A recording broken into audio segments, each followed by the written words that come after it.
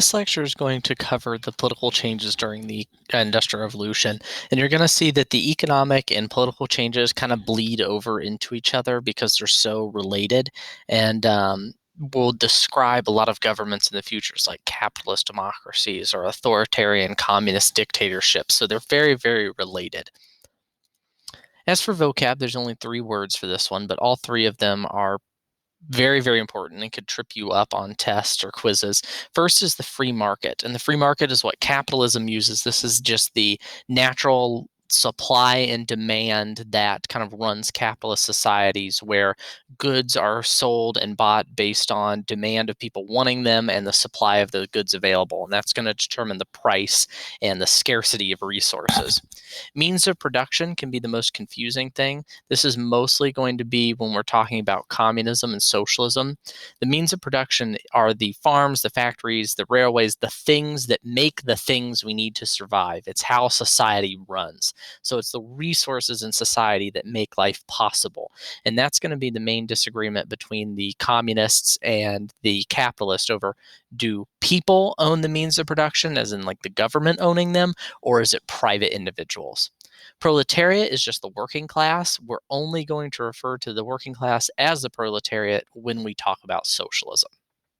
So the first thing we're going to cover is capitalism, and this is the system that kind of the Industrial Revolution really gives birth to first. And capitalism has some 5 or 6 like central tenets to it. The first one is free enterprise, that people can open up businesses as they please. They can sell businesses as they please, and business is not really interfered with by the government.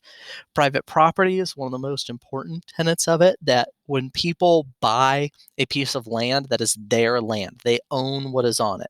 People can buy, things for their business, and it is theirs. It cannot be taken away. This is really related to those Enlightenment ideas from John Locke, like his right to property, the pursuit of happiness that the United States came up with. There's little government regulation. The government really does not regulate capitalist societies too much. It lets business and the natural laws of supply and demand kind of regulate themselves.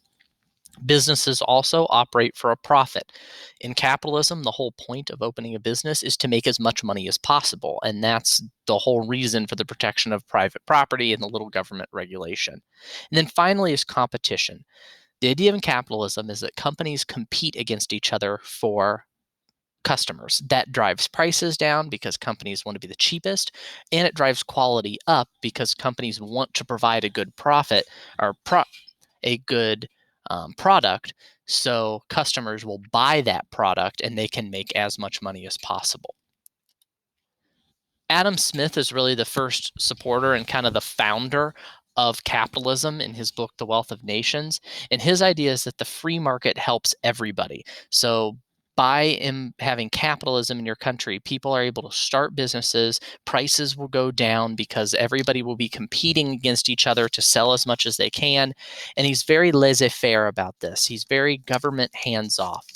So laissez-faire just means hands off. The government does not interfere with the economy. He says that the economy is guided by a invisible hand, which is supply and demand. If a company has something that people wants, it'll make a bunch of money. If a company doesn't have a product that people want, it'll go out of business, and let those companies go out of business. Adam Smith really likes the idea that the working class can start businesses to kind of get themselves out of poverty, and that the free market will eventually turn societies into these successful business-oriented societies. Next is Thomas Malthus. And Malthus and the next guy we're going to study, Ricardo, as well, they are both supporters of capitalism because they believe that capitalism and high wages can solve a lot of the working class's issues. So Malthus argues that population always increases faster than the food supply can keep up with, and that the cause of all the poverty of the working class is because they have to spend all their money on food and they can't spend it on other things.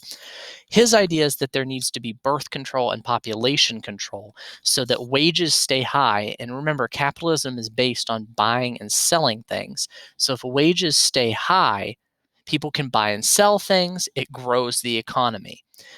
He is kind of controversial because he believes if there's a famine, the government should not intervene. He's very capitalist in that way. The government should not intervene. It should let the population go back down, which will keep wages high, which will allow people to afford the goods and services that kind of keep the economy running.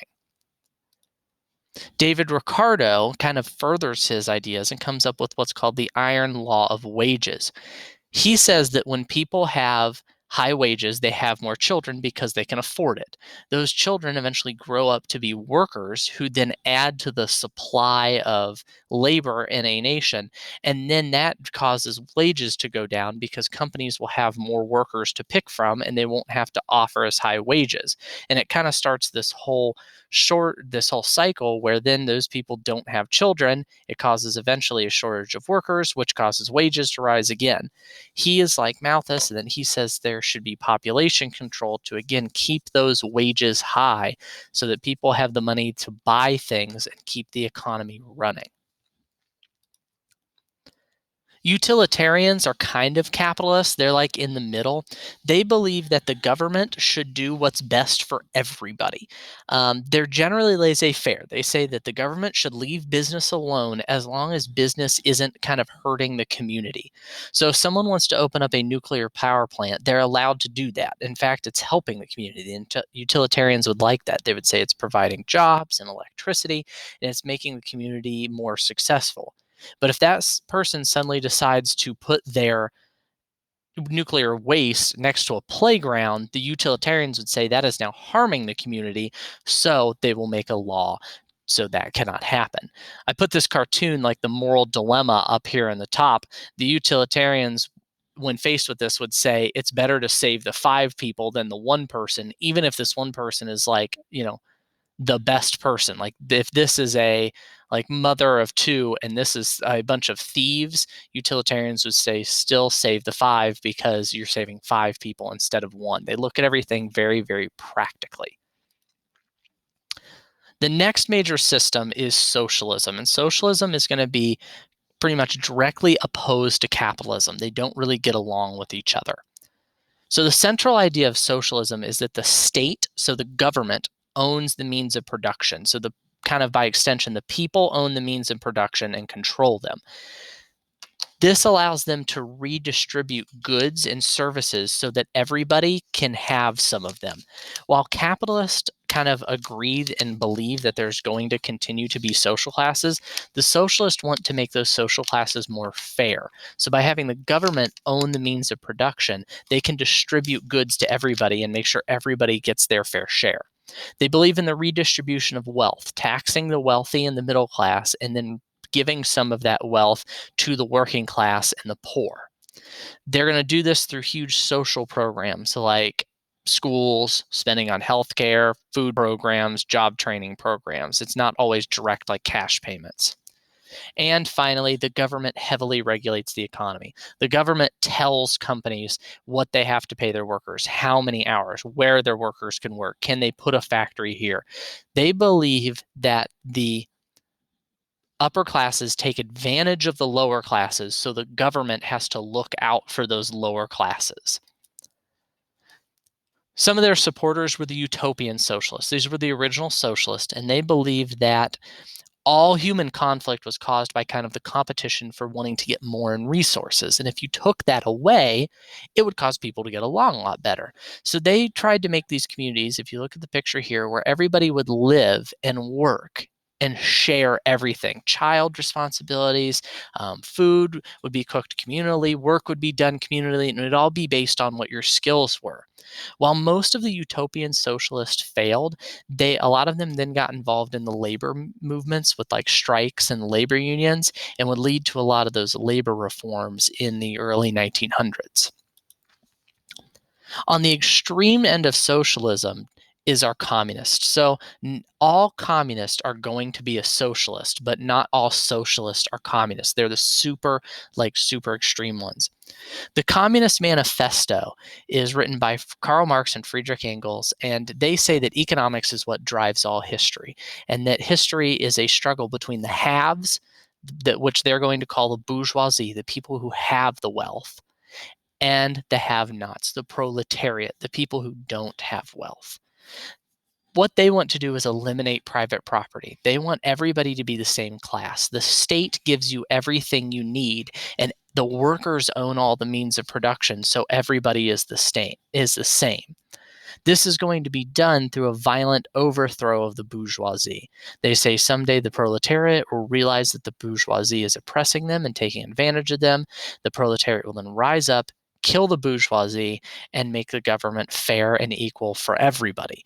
There's never been a communist society. Most of them stop at socialist. There's never been a totally classless society yet. And communism has kind of fallen out of favor since the fall of the Soviet Union in 1991. So this kind of helps you understand communism and capitalism and a little bit of their supporters. And if you have any questions, just let me know.